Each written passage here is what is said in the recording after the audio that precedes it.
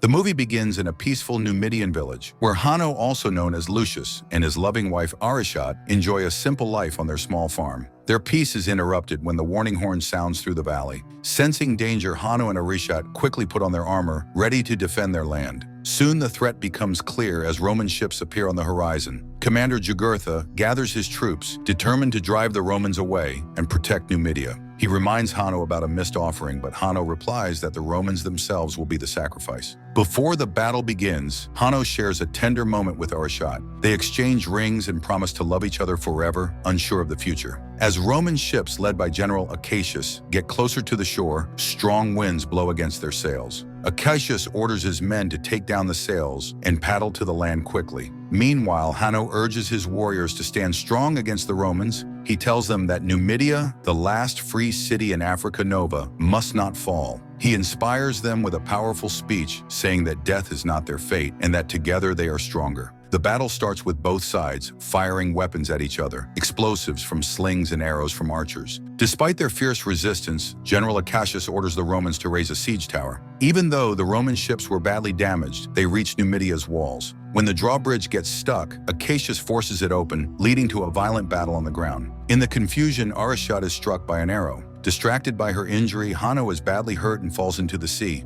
As he floats unconscious, he dreams of Arishat being carried across a river by a shadowy figure, but he can't reach her no matter how hard he tries. When he wakes up on the shore, his heart breaks as he finds her lifeless body floating nearby. He takes the arrow that caused her death as a painful reminder of their love. Filled with grief and a desire for revenge, Hanno throws himself back into the fight. After the battle, the people of Numidia mourn their lost ones. Survivors cry as the Romans burn the bodies, calling their victory for the glory of Rome. General Acacius hides his guilt over the innocent lives lost, while Hanno and the remaining survivors are captured, enslaved, and robbed of their freedom. Numidia's fight is over, but Hanno's strong spirit stays alive, hinting at a future struggle for freedom. Their sadness turns into quiet determination amidst the ruins. On the ship heading to Rome, Hanno mourns his wife in silence. Nearby, he sees Yagra, weak and hurt, trying to stand. Even in his grief, Hanno helps him. Yagri, thankful for the help, recalls their first meeting. "I remember when I first saw you, a lonely boy from the desert, eager but scared," Yagera said in a weak voice. "I am sorry, my son."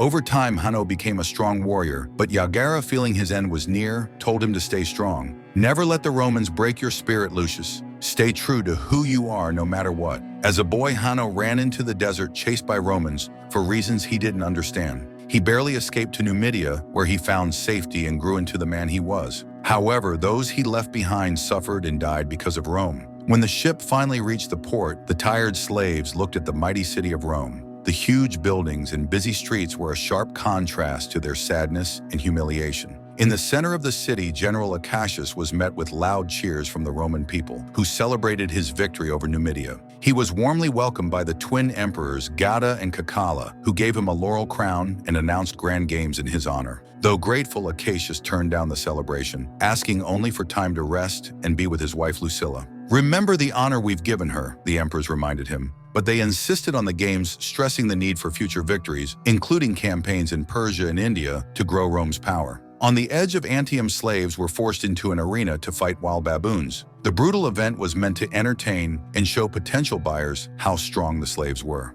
Among the crowd, the stable master Macros watched eagerly for the bloody show. When the slaves were pushed into the arena, Yagera was too weak to stand straight. Hanno urgendolo a restare vicino e sussurrando parole di incoraggiamento. The wild baboons were let loose and all hell broke loose. Hanno fought hard, but Yagra, old and weak, was quickly overwhelmed. The baboons attacked him, violently killing him before Hanno could reach him. Hanno's cries of sorrow echoed through the arena, but his pain only made his resolve stronger. Hanno stepped forward, wrestling with one of the snarling baboons in a brutal fight. Using all his strength, he bit the baboon and choked it to death. His raw power caught the attention of Macros, the stable master, who saw potential in Hanno's strength and decided to buy him. Later that evening, General Acacius visited his wife Lucilla, thankful to the gods for his survival. She hugged him warmly. "Thank the gods for bringing you home safely," she said as they shared a quiet, loving moment together. The next day, the surviving gladiators were taken to the training grounds. From above, Macros watched as Vigo, the trainer, explained the rules and rewards of gladiatorial combat.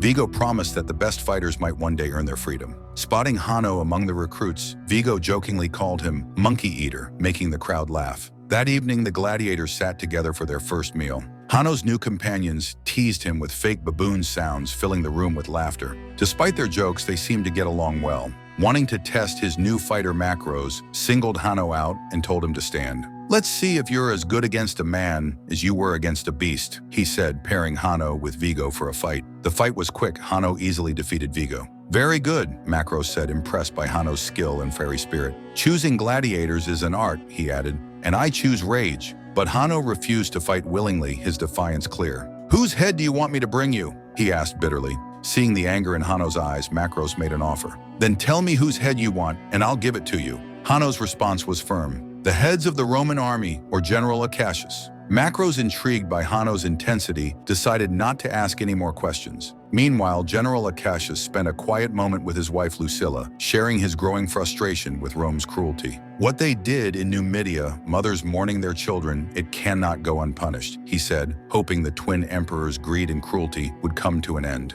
With his army set to arrive in 10 days, the idea of rebellion was beginning to take root. A grand feast was being held with the emperors and Roman nobles. Music filled the air as Senator Thrax reunited with his old friend Maranus. Gladiators were paraded in front of the guests, and Hanno wondered what would happen next. Thrax announced a fight between his prized gladiator Vitek and Hanno. What started as a simple demonstration quickly became deadly when Emperor Caracalla demanded a fight to the death. The battle was intense with swords clashing, but Hanno's determination won out. He killed Vitek, earning the crowd's admiration, but Thrax's anger as he had lost his champion and a great deal of money. Emperor Gada, impressed by Hanno's skill, asked, "Where are you from?" Hanno refused to answer, but Macros stepped in. He only understands his native tongue. Hanno then told a poetic story, secretly mocking the emperors. Unaware of the insult, they laughed. "Poetry," one of them said. "How boring, but you surprised me. We'll see you fight again." Later, Macros gave Hanno money and asked, "Who taught you poetry?" Hanno explained that he had learned poetry from a Roman officer during his time in prison. When asked about where he was from, he avoided the question, saying, "The past doesn't matter." Instead, he asked about money, and Macros explained that a gladiator could buy his freedom if he earned enough. That night, Lucilla sought advice from the spirit of her late father, Marcus Aurelius. "Protect and guide us," she whispered before going to a secret meeting with the senators. At the meeting, Senator Grouse nervously questioned the risk of their plan.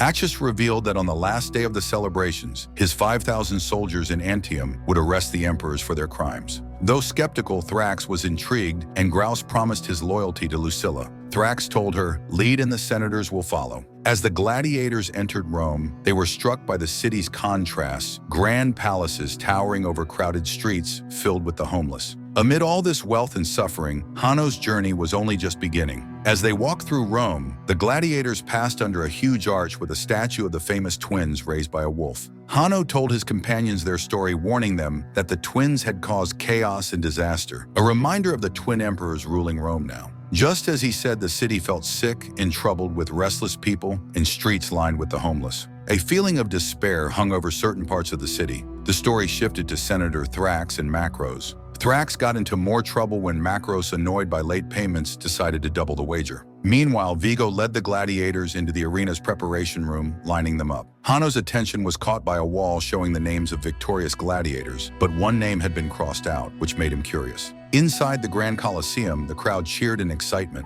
The announcer introduced the twin emperors Gada and Caracalla, along with the citizens of Rome, celebrating their empire's greatness. As part of the event, the Nidian barbarians were to fight as part of the celebration for General Cassius and Lucilla. Before the games began, the emperors asked General Cassius to speak. "I am a soldier," he began, trying to seem humble, "not a politician." Hidden in his words was a quiet criticism of the twin emperors' rule. They didn't notice, but Macros did. Soon after, the gladiators from Macros' stable walked into the arena, ready to fight in front of Rome's people. To make the event more exciting, a Roman soldier riding a giant rhinoceros entered the arena to take on the Nidian gladiators. The crowd cheered loudly while the emperors watched with amusement as the rhino charged, crushing one of the fighters. Hanno, channeling the spirit of the famous gladiator Maximus, quickly caught Lucilla's attention with his skill and determination. In a smart move, he directed the charging rhino into the arena's wall, forcing the Roman soldier to fight him directly. Lucilla, noticing how much Hanno resembled her late husband Maximus in both skill and presence, started to suspect that there was more to this mysterious gladiator.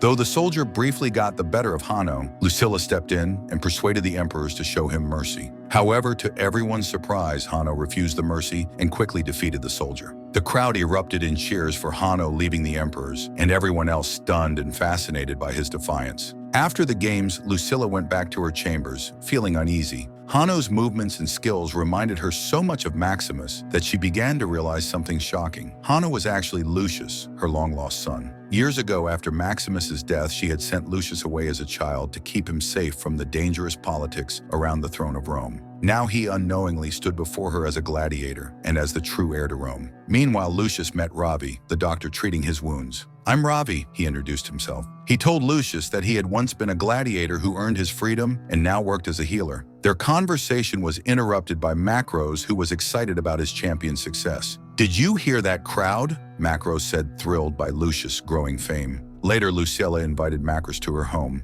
He commented, "I feel like we've met before," remembering his time in her father's African campaign. During their talk, he said cryptically, "The best revenge is not becoming like those who hurt you." Lucilla realized that Macros was a powerful man with influence across empires and that he sponsored gladiators. Before leaving, Macros admired a statue of her father, Marcus Aurelius, acknowledging the lasting legacy he left behind. Macros then visited a trusted friend to learn more about Lucilla. He discovered that she once had a son named Lucius, who was believed to be dead. What Macros didn't know was that his champion, Hanno, was actually Lucius. That same night, Lucilla, who was under house arrest by the emperor because of her royal claims to the throne after her father Marcus Aurelius's death, escaped in disguise. With the help of Senator Gras, she secretly arranged to meet her son Lucius. "Do you know me?" she asked, filled with hope. Lucius, however, responds with anger and bitterness. He feels resentful for being sent away from Rome while his mother lived in luxury. His anger grows as he blames her new lover, General Acacius, for his wife's death.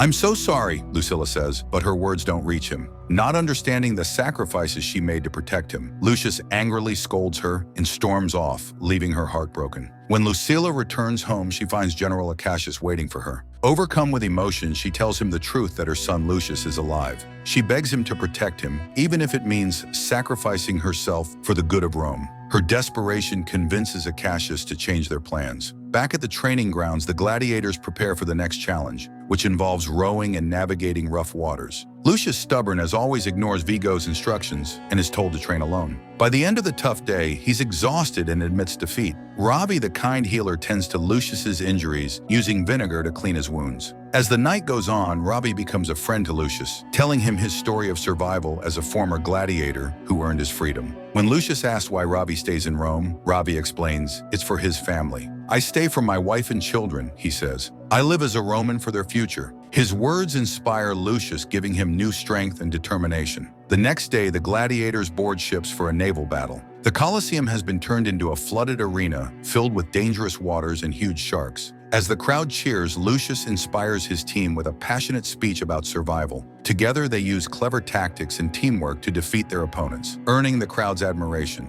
In the middle of the chaos, Lucius spots General Acacius in the crowd. In a fit of rage, he fires a crossbow that narrowly misses the emperors. Acacius quickly escapes the arena, with Lucilla avoiding suspicion. Even though the gladiators win, the celebrations are cut short when Vigo starts questioning them. He demands to know who tried to shoot the emperors. Lucius and his team cleverly avoid giving away their secrets, still savoring their hard-earned victory. Meanwhile, at Senator Thrax's house, a slave brings urgent news, which the senator shares with Macros, who shows up unexpectedly, still demanding payment for a debt. In a panic, Thrax reveals a shocking secret. General Acacius and Lucilla are planning to overthrow the emperors and rescue Lucius from the arena that night. Realizing how serious this is, Macros leaves quickly. Later that evening, General Acacius leads a rescue team into the arena wearing hooded cloaks. They don't know that Senator Thrax has betrayed them. They sneak into the arena, ready to carry out their daring mission. Meanwhile, Lucilla is called by the Emperor's hidden guards, who surprise and kill Acacius's men. Acacius is trapped and caught in the act. Both General Acacius and Lucilla are brought before the emperors, who express their disappointment. Even though they're scolded, Acacius laughs, showing no fear, and says he's tired of their cruelty. Angry at his defiance, Emperor Caracalla orders his immediate execution, but Emperor Gada steps in, saying that Acacius should be executed in front of everyone to set an example. Emperor Gada praises Macros for exposing the traitors, calling him a loyal ally. However, Macros suggests sparing Acacius and Lucilla from a cruel death and proposes that the gods decide their fate in the arena. In the arena, Ravi takes care of Lucius's wounds as they talk about Lucius's recurring dreams of a black river, a symbol of death. Lucius asks about a scratched-out name on the wall, and Ravi explains it belonged to Maximus, a legendary gladiator. Unaware that Maximus was Lucius's father, Ravi leads him to an underground shrine where gladiators who rebelled are honored. There, Maximus's sword and armor are kept. Lucius touches them, remembering his father and the legacy he left. The next day, Praetorian guards surround the arena expecting chaos during the games. Lucilla is moved to a seat and forced to watch as her husband is punished. The announcer declares General Acacius's trial, saying that the gods will decide his fate.